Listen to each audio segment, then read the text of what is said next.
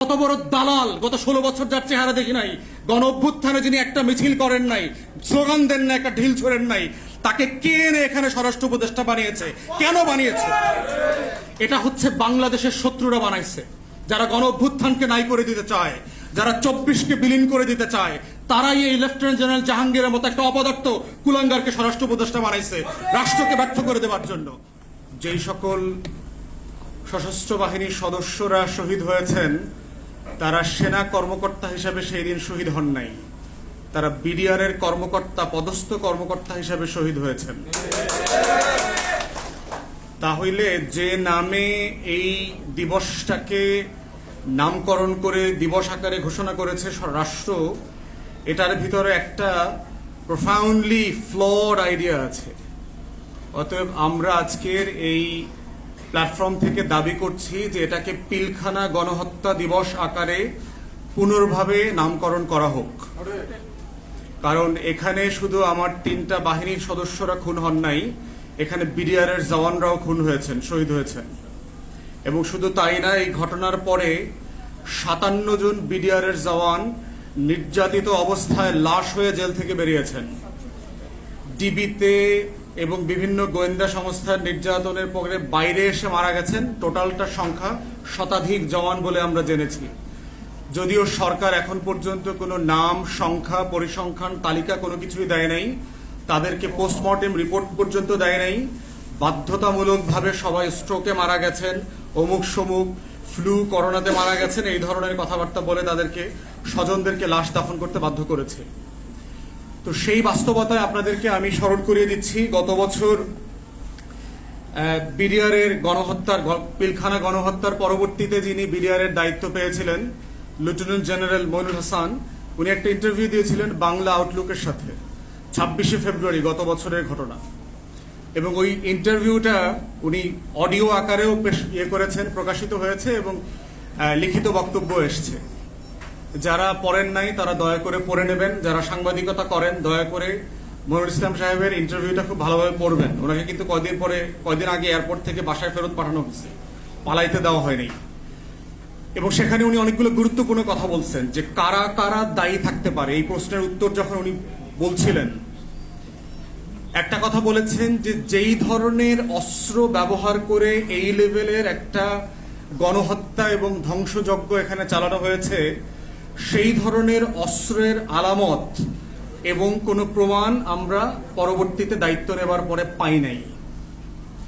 যেই ধরনের অস্ত্র ব্যবহার করে অথবা যেই কায়দায় আমাদের অফিসারদেরকে শহীদ করা হয়েছে, অফিসারদের পরিবারদেরকে নির্যাতিত করা হয়েছে, সেজন্য যে অস্ত্র ব্যবহার করা দরকার, সেই অস্ত্র গোলাবারুদ, বিডিআর এর যে গোলাবারুদ, তার সাথে মিলছে না অনেক জায়গাতে। এবং খুব পরিষ্কার পরিচ্ছন্ন জায়গা পাওয়া গেছে আলামতের জায়গা এসে। তো সেই জায়গাতে একটা ইন্ডিকেশন আছে যে উনি বলছেন যে 21 থেকে 22 জনের একটা টিম বাহির থেকে এই ঘটনার সময় ওখানে ঢুকেছে। কারা তারা, মদত কারা দিয়েছে, এই প্রশ্নের উত্তরে লেফটেন্যান্ট জেনারেল মইনুল সাহেব বলেছেন 2টা পক্ষের নাম বলেছেন। প্রথম পক্ষের নাম বলেছেন ভারত, আর দ্বিতীয় পক্ষের নাম বলেছে আওয়ামী লীগ।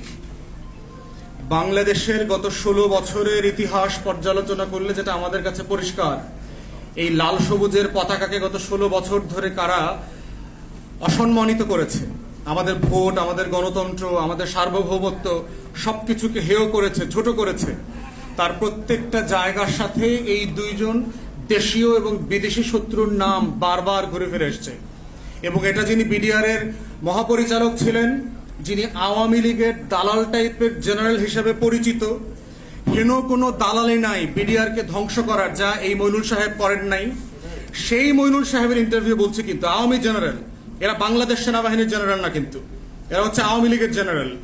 শুধু মনোকষ্ট এই কারণে যে জেনারেল চিফ হইতে পারে নাই, সেনাপ্রধান হইতে পারে নাই বলিয়া ওনার মনোকষ্টটা উনি ছেড়ে দিয়েছেন হাসিনার উপরে। কিন্তু চরিত্র কিন্তু আওয়ামী খাইসলতের জেনারেলরা, গণহত্যার সাথে জড়িত, আমার প্রতিষ্ঠান ধ্বংসের সাথে জড়িত, বিডিআর এবং সশস্ত্র বাহিনীর সাথে বেইমানি করার চরিত্র তাদের মধ্যে আছে। এখন প্রশ্ন হচ্ছে যে এটা দিয়ে আমরা কি ইনফার করব? এটা দিয়ে ইনফার করার জায়গা হচ্ছে যে তাহলে রাষ্ট্রকে একটা দায় নিতে হবে যে এই ঘটনাটা আসলে কে ঘটিয়েছে। যেহেতু বিডিআর এর সাবেক মহাপরিচালক একটা কথা বলছেন, যিনি ওই সময়টাতে দায়িত্ব পালন করেছেন, তিনি যেহেতু অনেকগুলো পক্ষের কথা বলেছেন যে এখানে আওয়ামী লীগের নেতাদের সাথে মিটিং হয়েছে, এখানে জয় বাংলা স্লোগান দিয়ে জওয়ানরা, বিডিআর এর পোশাক পরিহিত অনেক জওয়ানরা স্লোগান দিয়েছেন, খুনে অংশগ্রহণ করেছেন, তারা আসলে বাংলাদেশি কিনা, এই পোশাক পরা লোকগুলো আসলে বাংলাদেশি হইলে তারা আওয়ামী লীগার কিনা, আওয়ামী লীগের যেই নেতা এটার সাথে যুক্ত ছিল তাদেরকে জিজ্ঞাসাবাদ করবার জন্য কি চেষ্টা করা হচ্ছে। তাহলে সেইটার প্রেক্ষিতেই হচ্ছে আমি নিজেও, আমরা যখন প্রধান উপদেষ্টার সাথে দেখা করেছি, আপনারা যদি আমার ব্রিফিং দেখে থাকেন, আমি কিন্তু পরিষ্কার করে 4টা গণতদন্ত কমিশনের কথা বলেছিলাম। তার ভিতর একটা বলেছি পিলখানা গণহত্যার কমিশন হইতে হবে, গণতদন্ত কমিশন। এবং সরকার কিন্তু প্রচন্ড প্রেসারে ছিল বিভিন্ন ফোর্সের কারণে যে এই ধরনের কোনো কমিশন যেন গঠিত না হয়। তারপরেও আমাদের প্রচন্ড প্রতিবাদ এবং মিডিয়াতে আমাদের আপনাদের পক্ষে কথা বলাটা জারি রাখার কারণে তারা শেষ পর্যন্ত কমিশন করতে বাধ্য হয়েছে, কিন্তু একটা কানা, বোবা, খোরা, আন্ধা, প্রতিবন্ধী কমিশন করে দিয়েছে। মানে কমিশন করে দিয়েছে কাজে, কিন্তু আসলে তার কোনো এখতিয়ার নাই। এখতিয়ার নাই কেন? যেটা আপনাদের দাবির মধ্যে, আপনারা 8 দফা দাবির মধ্যে উল্লেখ করেছেন যে 2 এর উমো বাতিল করবার জন্য ব্যতীত দিয়ে যেই মামলায় যাকে যাকে অভিযুক্ত করে সাজা দেওয়া হয়েছে সেই কমিশন তাদের ব্যাপারে কোনো তদন্ত করতে পারবে না। তাহলে আর তদন্তর বাকি থাকলো কি?